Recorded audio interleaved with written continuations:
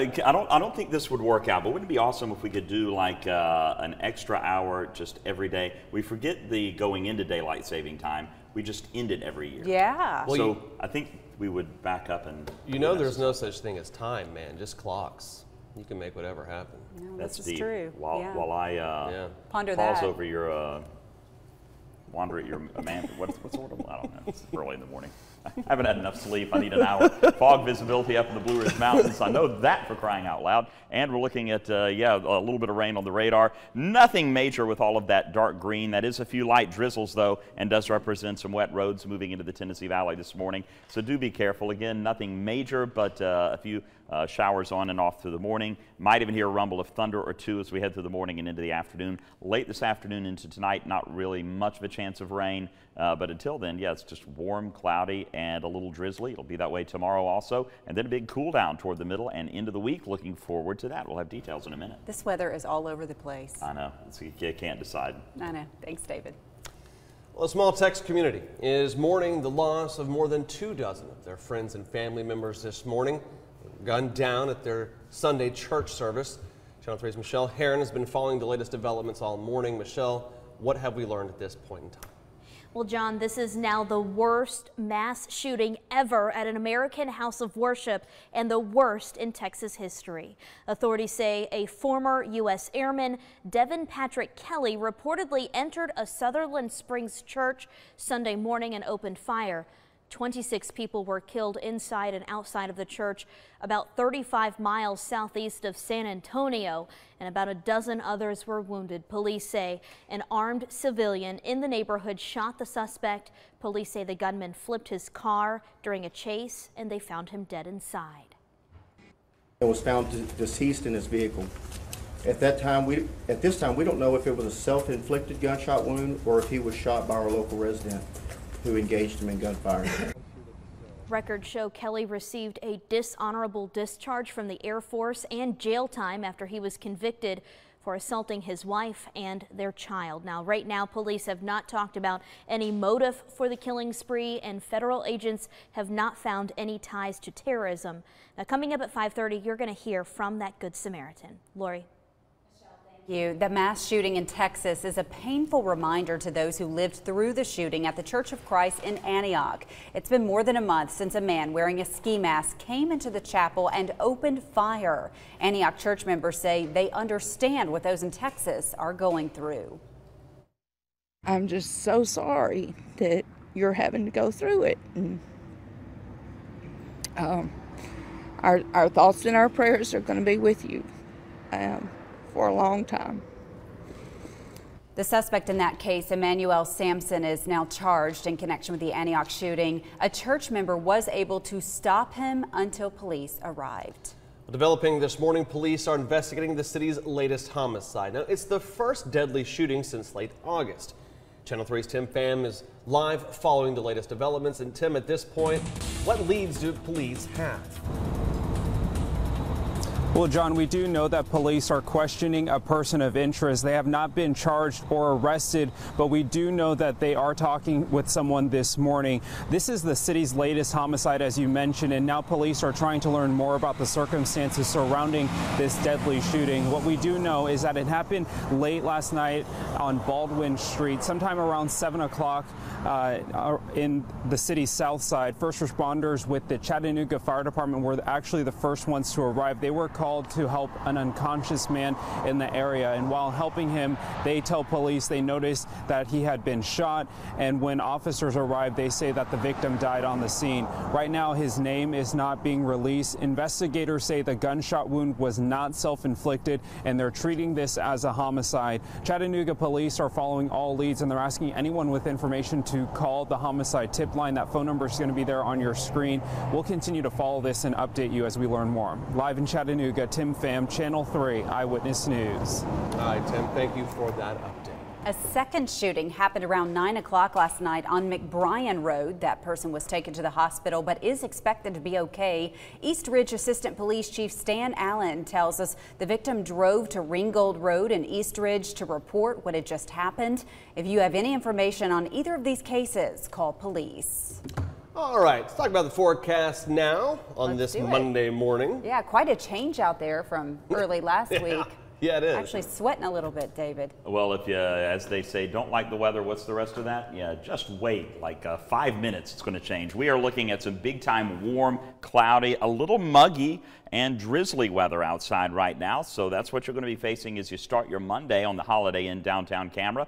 This is our radar imagery, and you're not going to see too much rain with that little batch of green moving through, maybe a few light drizzles. But take a look to our west. We do have some heavier rain, even some thunderstorms moving through parts of Middle Tennessee, and we may see a few rumbles of thunder as that system moves through our area and just kind of hovers over the area for the next couple of days. So mainly what you're going to see is on again, off again, spotty showers. There you go, especially this morning. And then this afternoon, cloudy skies, maybe a drizzle here and there. Still, it's going to manage to get up into the 70s. We'll have details on your forecast. A nice cool down late week. Details on that also in just a moment, guys. All right, David, thanks so much. 75 at Ringgold, looking A-OK right there. Good representation of everything else going on in and around the Tennessee Valley. No accidents to tell you about. We'll keep you updated right here on Channel 3. The time now is 5:06. Let's check sports headlines. Here's Jill Jelnick. The SEC championship is still a month away, but as of this weekend, the Georgia Bulldogs have already punched their ticket to the big dance. Thanks to Saturday's win over South Carolina and a little help from Ole Miss, the Bulldogs have clinched the SEC East title for the first time since 2012. Georgia improved to 9-0 overall and 6-0 in SEC play, while every other East member has at least 3 league losses. As to who the Dogs will play in the SEC championship game, that is still up in the air. Alabama is the obvious favorite to win the West, but 14th ranked Auburn is still a contender, who just so happens to be Georgia's next opponent this upcoming Saturday. Meanwhile, over on Rocky Top this weekend, it was homecoming for the Volunteers. And what better way to celebrate than snapping a 4-game losing streak? Tennessee took care of business against Southern Miss, improving to 4-5 on the season. Junior tailback John Kelly ran for 2 scores, while freshman quarterback Jarrett Garantano added another. Garantano, though, was taken out at halftime due to an ankle injury, and freshman backup Will McBride finished the night. Despite the adversity during the game, as well as all the drama this past week, the Vols still found a way to close out on the win. Tennessee will now get ready for their game against Missouri this upcoming weekend. All right, that's it for sports. I'm Jill Jelnick. I hope you have a magnificent Monday. Well, Collegedale city leaders are making progress with the Commons project. It'll bring in different attractions to help the community create its own personality. And it's community input that's been driving the project forward, including adding a farmer's market and parking lots. Now they are using some land across from City Hall to create their own history. Collegedale was carved out of the county years ago. It never really had that old town, the old town square, the old town church. It just was carved out of the county. So what we're trying to create here is a center for the community.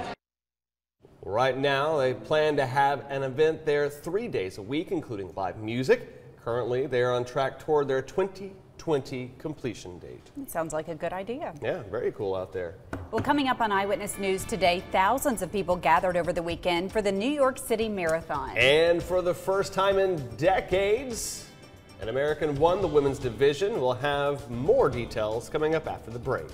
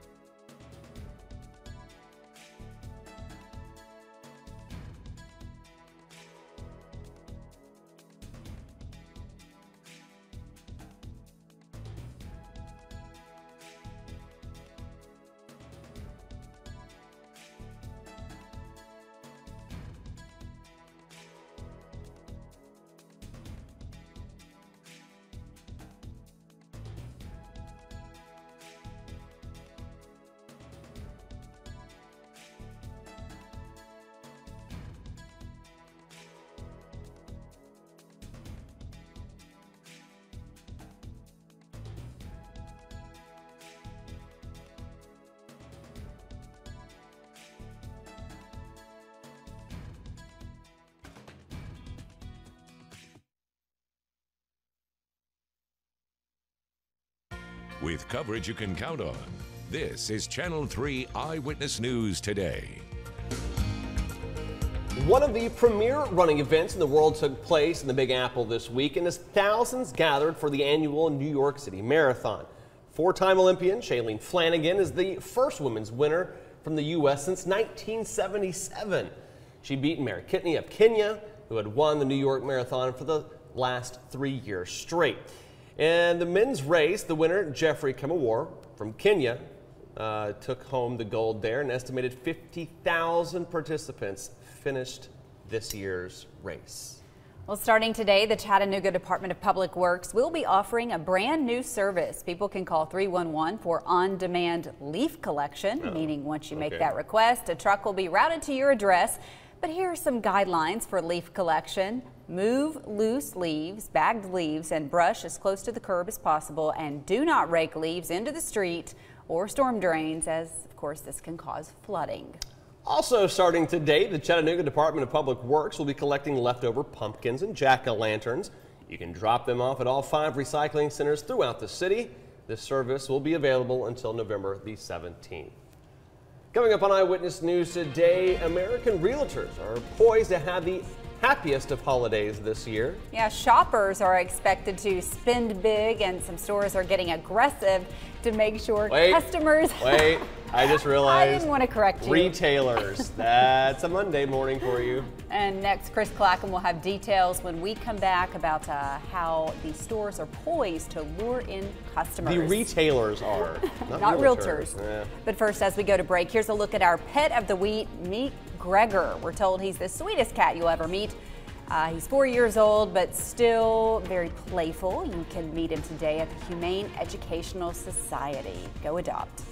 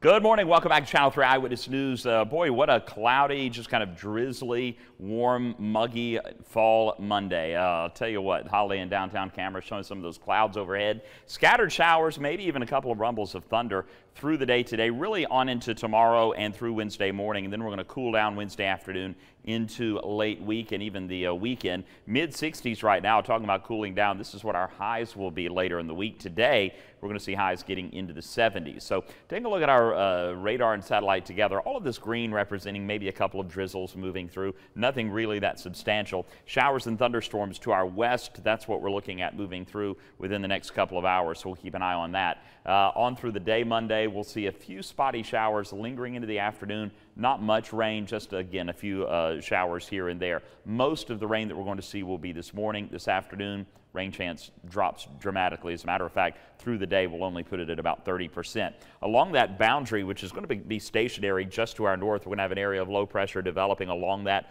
working its way along that boundary, bringing in more showers and thunderstorms for Tuesday morning. Nothing severe, but it will most likely be a wet commute for you on Monday morning, or on Tuesday morning rather. And then the same Tuesday afternoon, a few spotty showers here and there that may linger into Tuesday night and Wednesday morning. And then we see that front sliding southward. So again, a few showers maybe Wednesday morning, but even the clouds begin to clear out Wednesday afternoon into Thursday, and that's going to yield some much cooler and drier weather as we head toward the end of the week and the first part of the weekend. Saturday looks great. A few more showers on Sunday, and then late Sunday into Monday, we'll see another little burst of cool air moving in. So we'll finally return to some more seasonal weather later in the week and the weekend.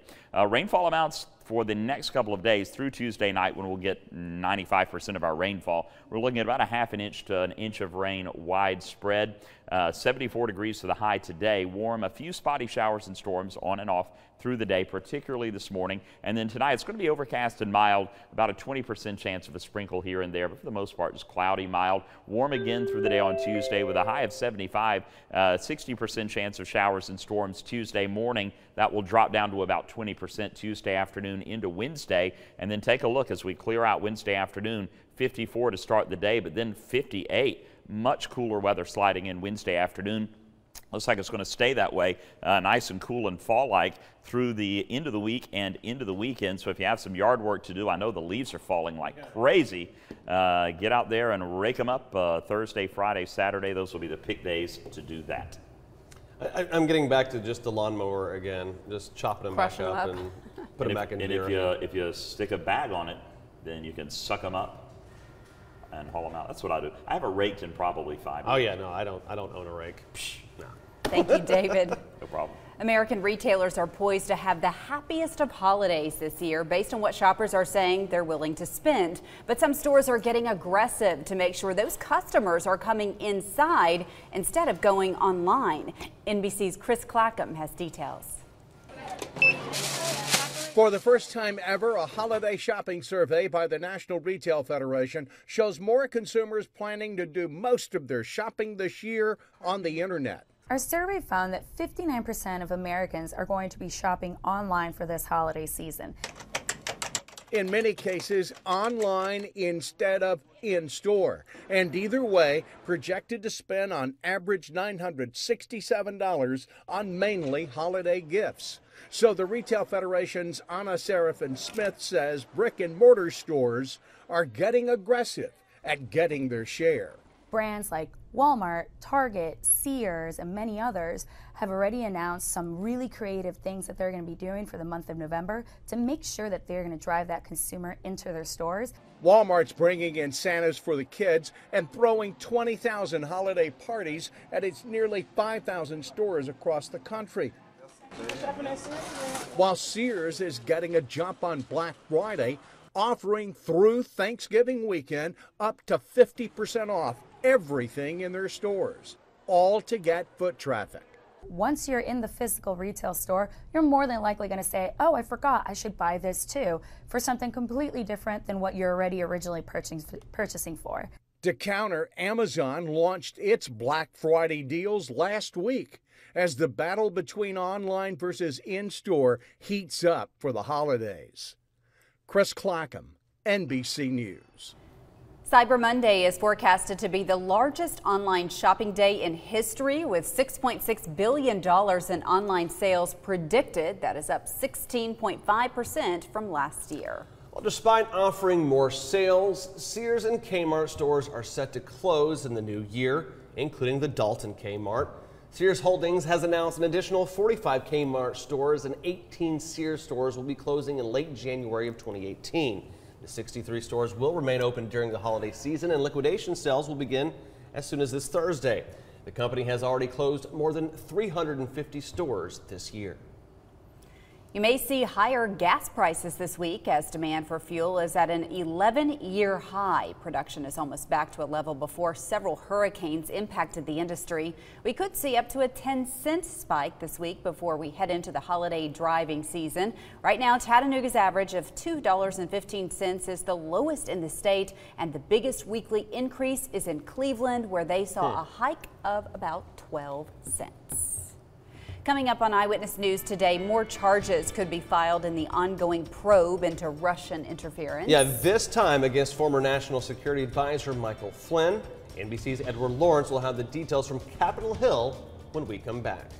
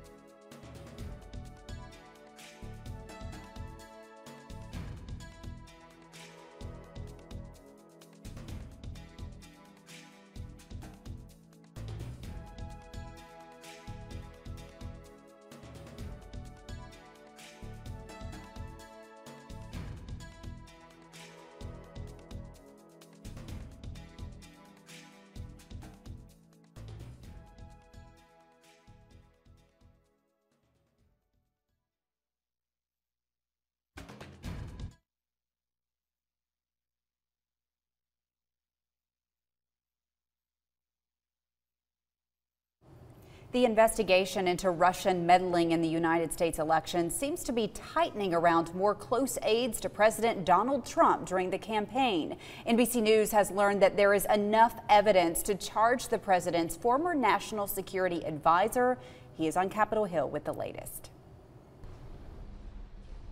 NBC News has learned that Special Counsel Robert Mueller has enough evidence to charge former National Security Advisor Michael Flynn and his son as part of the Russia probe. We are pursuing leads wherever they lead, and certainly he is one of the people that we need to talk to. Republicans on the Senate Intelligence Committee say they want to ask both the Flynns about their relationship with Russian officials. We want to be engaged in all areas of that and ask both of them every question that we can possibly get out. Special counsel investigators will be interviewing witnesses this week to get more information about Flynn's lobby work.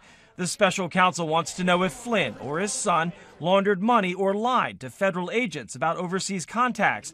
Under the microscope, $35,000 paid to Flynn by Russian state television in 2015 for a gala where he sat next to Russian President Vladimir Putin. Also being looked at, Flynn's influence with Turkish officials in the weeks following the inauguration. At the end of the day, what we owe the American people is the truth, and most importantly, how we make sure that we don't have a foreign power like Russia intervene again in our elections. Congressional leaders believe interference in the 2018 and 2020 elections is likely. Two sources have said that if Michael Flynn cooperates with investigators to help his son, it could limit his legal consequences. Edward Lawrence, NBC News, Washington. Well, President Trump was welcomed to Japan today in a formal ceremony there in Tokyo. The president and first lady were greeted by Japan's prime minister and his wife at an official guest house. Earlier, Mr. Trump denounced the mass shooting at a Texas church as a, quote, act of evil, and he ordered U.S. flags flown at half-staff to honor those who died. Happening today, the House Ways and Means Committee will begin reviewing the GOP tax plan. Top Republicans say their plan will cut taxes and drive economic growth, even if it does increase the deficit. Critics question whether the plan will do much to help the economy, who will benefit the most from the tax cuts, and whether Republicans can get enough of their members to vote for the bill. GOP lawmakers are hoping to pass the bill by the end of December. Walker County residents will decide whether to increase the sales tax on Tuesday. Ahead of the vote, Seoul Commissioner Shannon Whitfield will be holding a Facebook Live session tonight at 6 o'clock to answer questions. It'll be on the Walker County government's official Facebook page. The proposal calls for a 1% sales tax increase to fund transportation projects like road paving. The tax would last 5 years and take effect on April 1st of 2018. And still to come on Channel 3 Eyewitness News today, we are learning more about a deadly shooting that happened overnight here in Chattanooga. Lori, this is the city's latest homicide since late August. So where do we stand this year compared to last year in relation to deadly shootings in Chattanooga? We're going to take a look at that coming up after the break.